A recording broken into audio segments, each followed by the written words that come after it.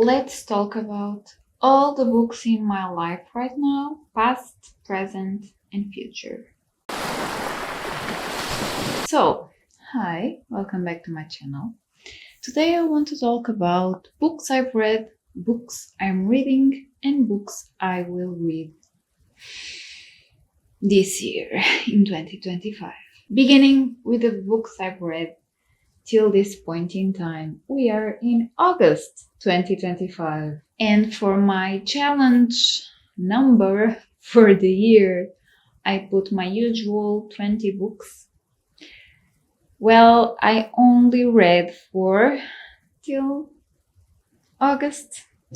We are on the 15th of August, and I only read 4 books that I'm going to remember you right now. But if you have been following the videos, you already know which they are, but just for memory lane, So, Longbourn by Joe Baker. This is how is it called? It's not a remake. It's not not a retelling. No, it's a spin-off. Yes, a spin-off of Pride and Prejudice by Jane Austen. So this is the lives of the servants of the house of the Bennets. So the family of Elizabeth Bennet, of Jane Bennet.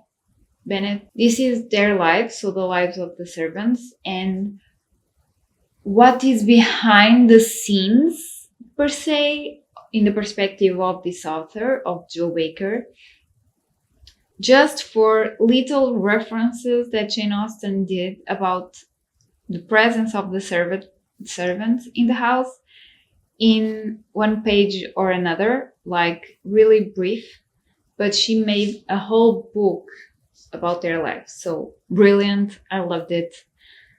Highly recommend it if you are a Jane Austen fan and if you want to have this kind of spin-off. So Los Medicis by Lorenzo de Medici. Not the Lorenzo de Medici from the Renaissance, okay? Not the Magnificent, not that one. This is this Lorenzo de Medici. So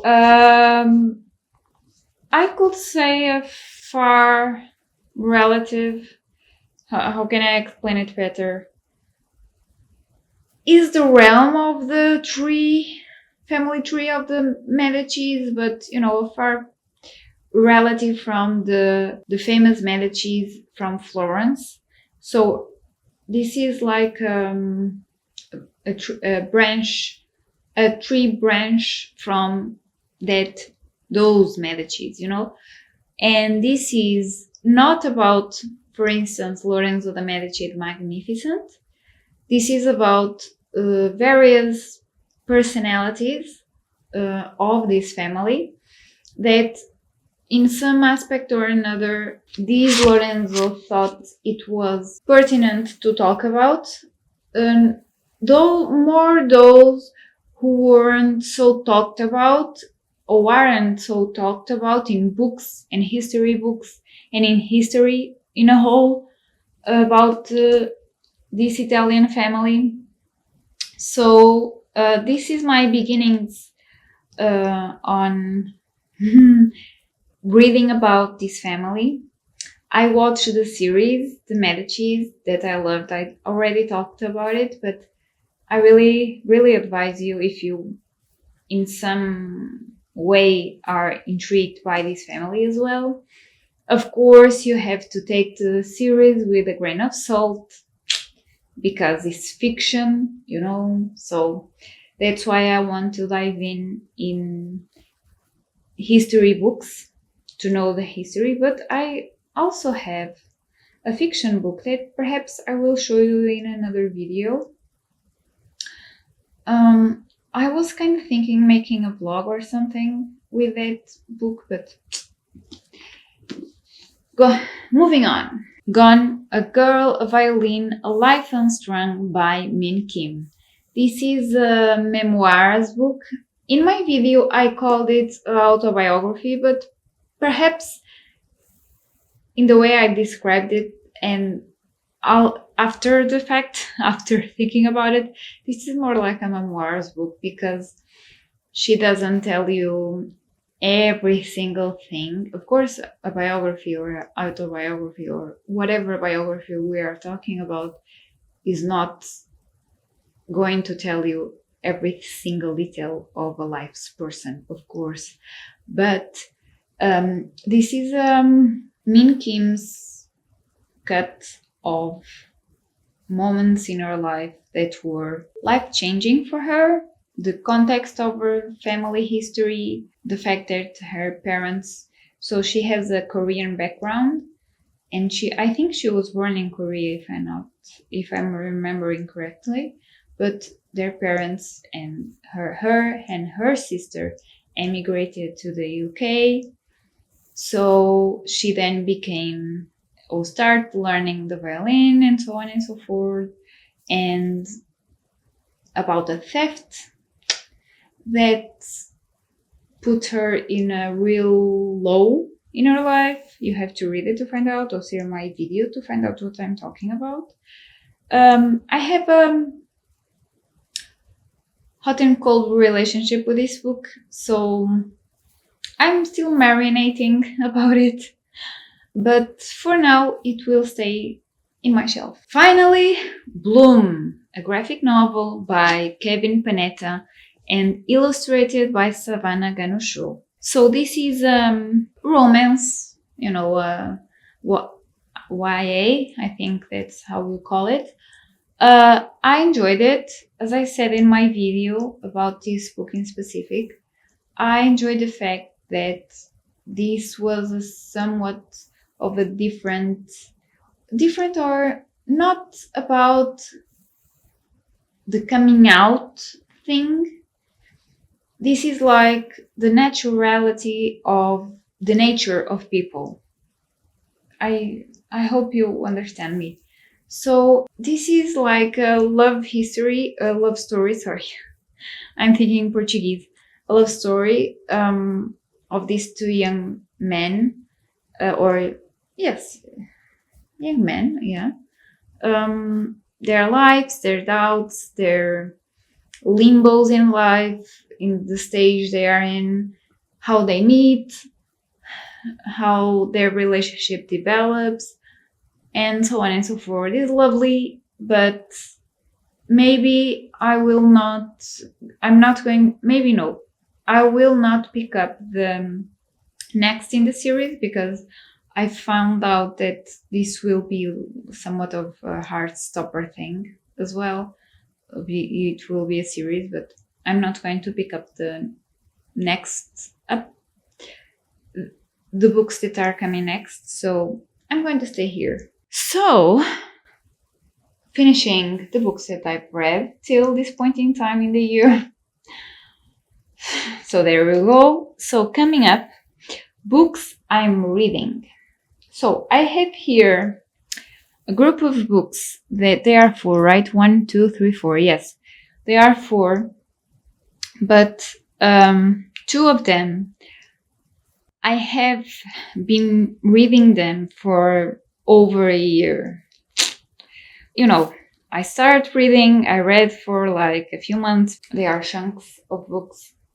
Then, as always, I stopped reading, and then it went in the shelf again. And now, hallelujah, I am picking those up again, and I'm reading them again. So this is in Portuguese, but I'm talking about Guns, Germs, and Steel, The Fates of Human Societies by Jared Diamond. I'm loving this book. This is giving a really nice perspective and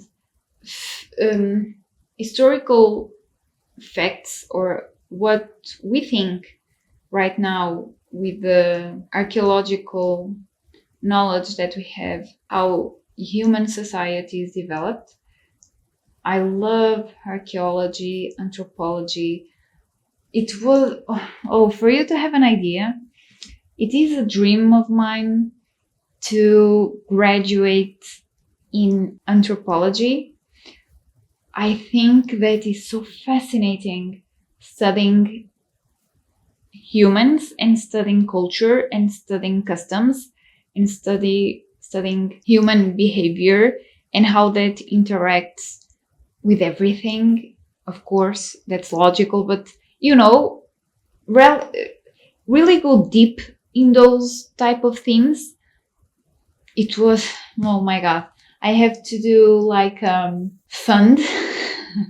I have to save money for when I don't know when, but it's a dream, like a ethereal dream, but I'm really kind of, more and more thinking seriously about the subject and really thinking that I really should pursue this curiosity and this passion of mine, I think.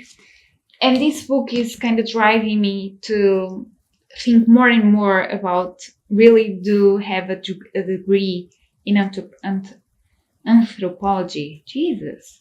Wow. So, you know what this book is because I have been talking about it for quite a while and I have been showing you for quite a while. Yes, I'm still reading it. Isn't that a novelty for you? Intellectuals and Society by Thomas Sowell. So so this is where the notes begin, and the bibliography and so on. But I'm here. I'm on page 226. I'm in the middle of a chapter, so for you to have an idea how I read and how I stop reading, I'm not really clever in that aspect. I'm lazy. The title says it all, and of course, Thomas Sowell is a really well-known American conservative, and of course, this is his opinion and his perspective, yes, but he bases on statistics and he makes a counter argument of other intellectuals more on the left wing, sorry, about subjects like race, social hierarchy, politics, so on and so forth. So this is really based on American society or United States society. So but I'm finding it interesting. This is a revised and enlarged edition. I have it, as you may know, for right now. I have it more than a year ago. I bought it. I don't remember where. Doesn't matter. But I'm finding it interesting, and if Thomas Sowell sounds really not giving a shiz, like about people's opinions of him or how he's going to sound. I think that's it. Because he says it like he thinks it. Like he doesn't filter, he doesn't flower it. It is like this. The statistics say this person said that, but what we found out or the facts are this.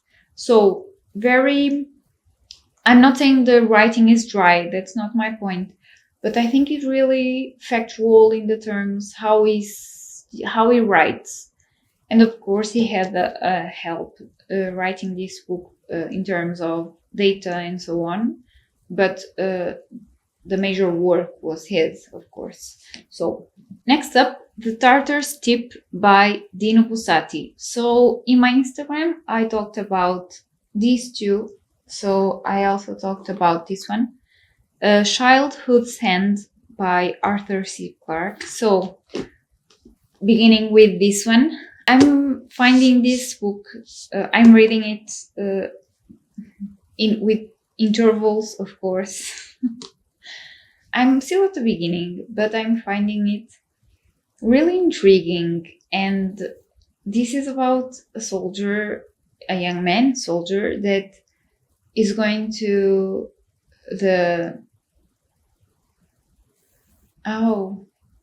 now I want to speak in English, but as I'm reading it in Portuguese, I'm finding quite difficult to find the words. Maybe I will leave it for the review that I will make. Right? I will make. And then I have to summon my dictionaries and so on and so forth, and see the translations, the correct translations for the terms. And also I have to dive in the context of this book, because I think that will be very important to understand this work better. I'm finding it intriguing, and well, for now that's enough. So here we go. And this is a classic. And so, speaking about Childhood's Hand by Arthur C. Clarke, this is a science fiction book, also a classic in this genre. I find some words really hard to articulate, but moving on. This one, I can say that I really dive in, per se. I only read is introduction. I don't know already. See? My memory is really the preface by the author.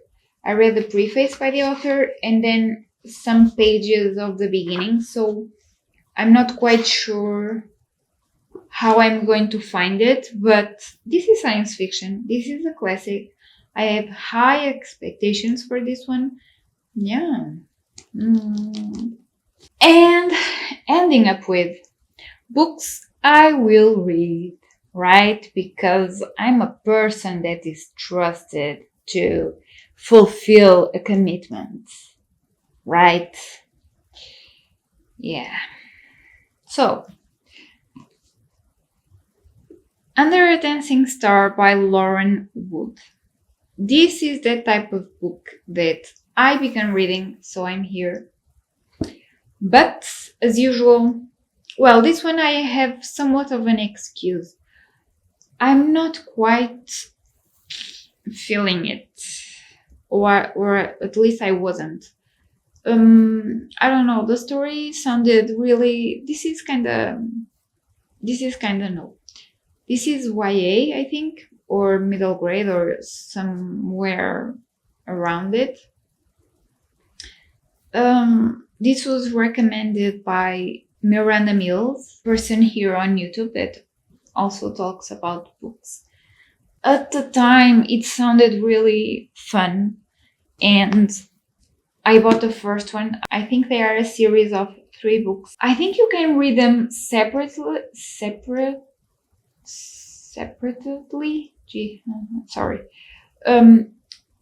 But Miranda somewhat made the chronology of the stories of the 3 books, right?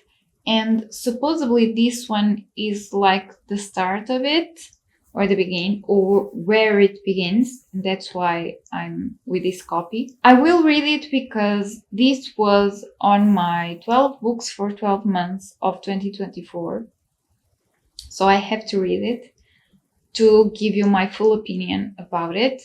But this is about a young lady or a young woman that meets a boy, but they kind of not go with each other at the beginning, and she's in society. This passes in 1930s, in the 1930s in England, and she's kind of a feminist. She doesn't call herself that, but the way that she thinks, the way that she speaks, and she finds this young man that she meets a bit not feminist. Maybe that's the point I'm at. I don't know much about it. We'll continue. Yes, I don't know when. I'm going to try to finish the books I'm currently reading, the ones I talked about before, and then I will pick up these ones. So for Halloween, October, I was thinking about, as for this year, I didn't bring you a list of 12 books for the 12 months of 2025 because I thought, what's the point if you are not going to fulfill the commitment? So, but in the celebration of Halloween and in the mood of Halloween and autumn and so on, I bought this book a while ago. I found it quite interesting. Again, Miranda Mills is in the theme, and I'm talking about The Ghost, A Cultural History by Susan Owens. So here it is. I think this is more in the realm of the United Kingdom or in the culture of the United Kingdom. So here it says, ghosts are woven into the very fabric of our lives. Their enduring popularity in art and literature, film and folklore attests to their continuing power to fascinate, terrify, and inspire. But how and why has their appearance and behavior changed over time? And what do the different forms they take reveal about them and us? Here, Susan Owens explores the wide range of roles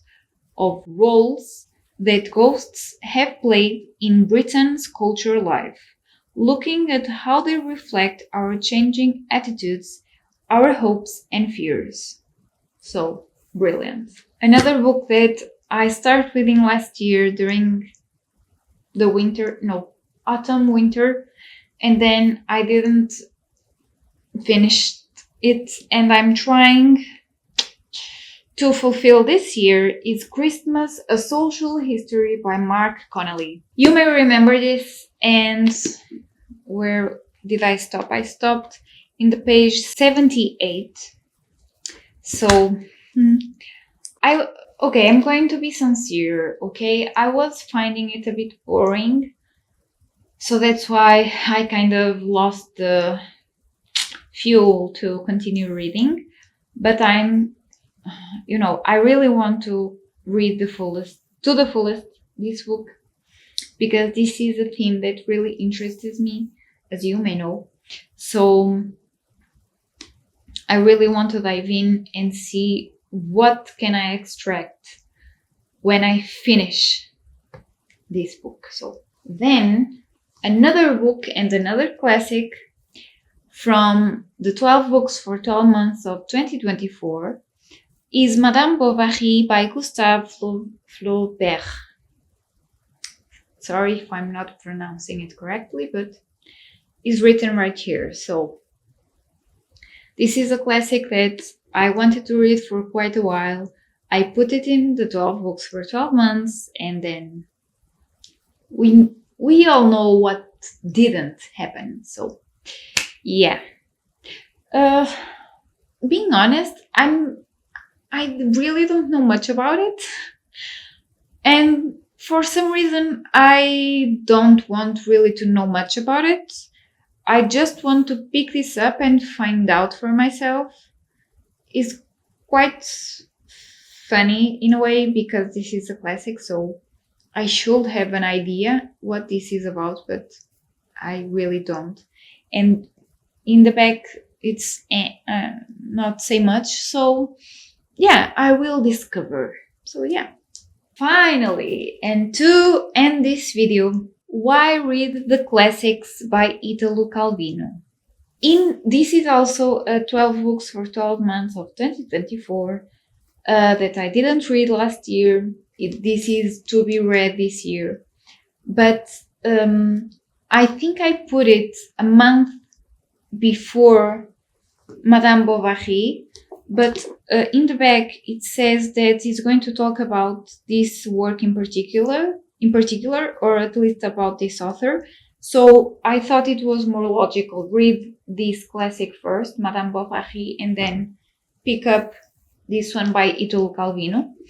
And, it's a question the title is a question, and I want to know the answer of Itulo Calvino's to this question. So I think that's the whole point of reading this book, and I don't really have much to say about it. Yeah, we finished it. This is where I'm at right now. My past readings, my current readings, maybe future videos, and the more futuristic and unpredictable videos that may or may not come out this year, because you know me. So I'm not really trustworthy in terms of videos or of uploading videos right now, and reading in general, I suppose, which is unfortunate, but